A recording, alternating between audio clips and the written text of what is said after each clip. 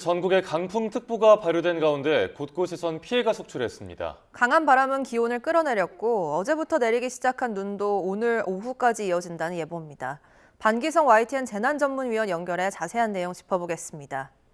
네, 위원님 나와 계십니까? 네, 안녕하세요. 네, 어제 정말 바람이 강하게 많이 불었습니다. 그러면서 안타깝게 인명피해까지 발생을 했는데 일부 지역에선 순간 풍속이 초속 30m 이상까지 불었다고 하더라고요. 오늘은 바람이 어느 정도로 강한 겁니까?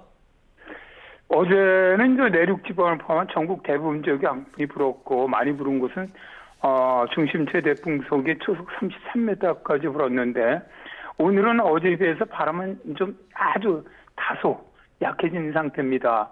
그렇더라도 어제는 전국적으로 이 강풍특보가 발령이 됐었는데 오늘은 주로 이 섬과 산과 해안 지역으로 강풍특보가 좀 작아졌는데요.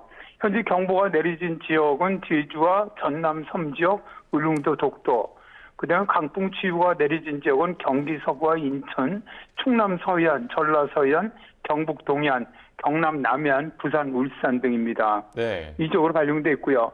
그래서 강풍 경보가 내려진 지역은 최대 추석 풍속 25m 이상, 그다음에 강풍주의보가 내려진 곳은 최대 순간 초속 20m 이상의 강풍이 불 것으로 예상되기 때문에 오늘도 이런 간판들이든가 이런 실외, 시설물, 설치물 이런 곳에 각별히 조심을 하시고 특히 이 해안가에 위치한 영종대교나 인천대교, 서해대교는 이런 강풍의 영향을 많이 받기 때문에 교통안전자 각별한 유의가 필요합니다. 네, 태풍의 풍속 기준이 시속 17m니까요. 그럼 이 정도면 태풍급 강풍이 몰아친 것으로 보이는데 그 원인은 무엇인가요? 이번에 상당히 강한 바람이 불었었던 원인은 일단 첫 번째는 저기압이 동쪽으로 빠져나갈 때 몽골 쪽에서 강력한 시베리아 고기압이 확정을 해 내려왔습니다. 그러니까 두 저기압, 고저기압과 고기압 사이에 기압 차이가 매우 큰 그런 기압 경도가 발생을 한 거예요. 그 기압 경도가 클수록 바람은 강해지는데 어제 같은 경우 가장 강하게 불었을 때 보니까 동해안에서 백령도까지 기압 차이가 20헥토파스칼 정도가 됩니다. 네. 통상 우리가 12헥토파스칼이면 강풍이 분다고 하는데 그보다 훨씬 강했었던 것이죠. 오늘 같은 경우도 현재 14헥토파스칼 이상 차이가 나기 때문에 아주 강한 바람이 불 것으로 보이고요.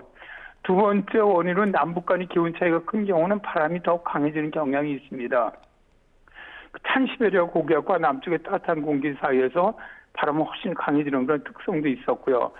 세 번째로 어제 같은 경우는 바람이 서풍, 거의 서풍에 가까운 남서풍이 불었습니다. 우리나라 쪽으로는.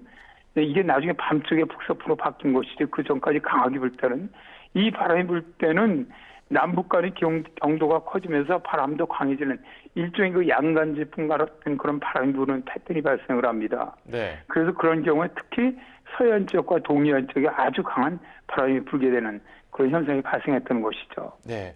예, 지금 보고 계시는 화면은 저희 YTN의 시청자분들이 제보 영상으로 보내주신 영상들입니다.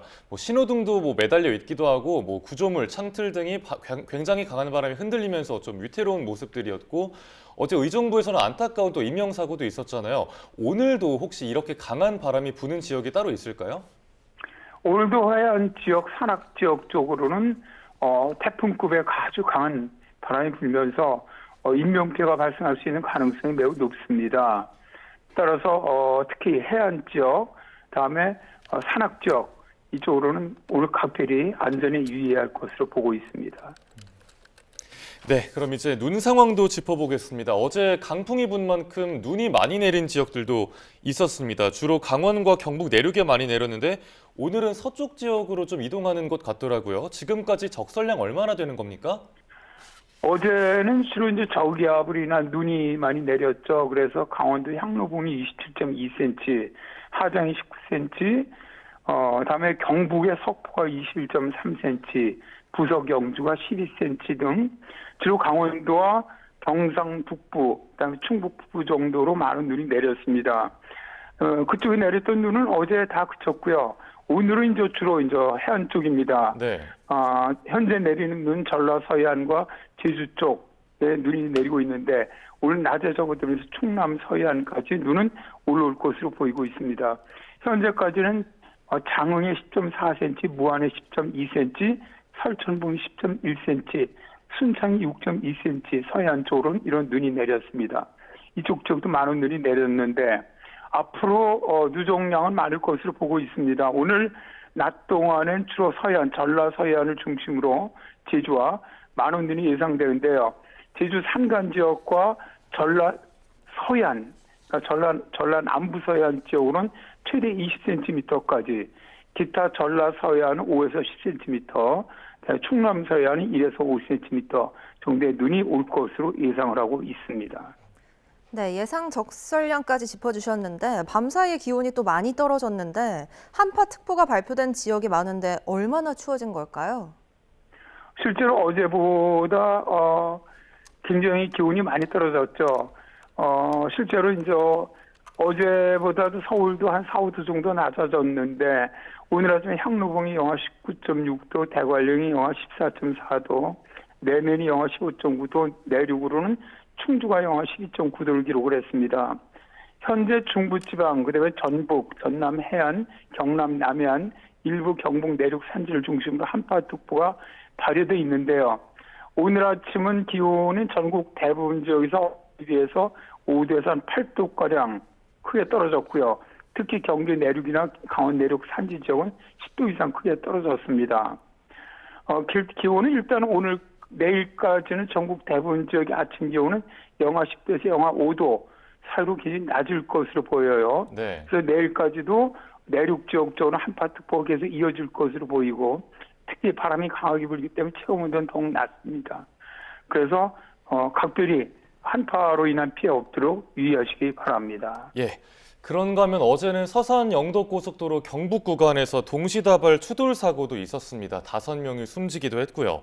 이 도로 살얼음, 즉 블랙아이스가 원인으로 추정이 되고 있는데 이 블랙아이스가 자주 발생하는 특정 지역이나 조건이 있습니까? 네. 아무래도 이제 현재같이 눈이나 비가 내린 다음에 아침에 녹았던 물이 살짝 얼어붙는 거예요. 아주 얇게. 그럼 운전도는 눈으로 보면은 아스팔트 같이 보이거든요. 그러다 보니까 별로 경계하지 않고 항상 다니던 속도로 다니다 보면 굉장히 위험한 것이 굉장히 이 미끄럼도 강도가 강하기 때문에 한번 부딪히기 시작하면 다중 충돌이 발생을 합니다.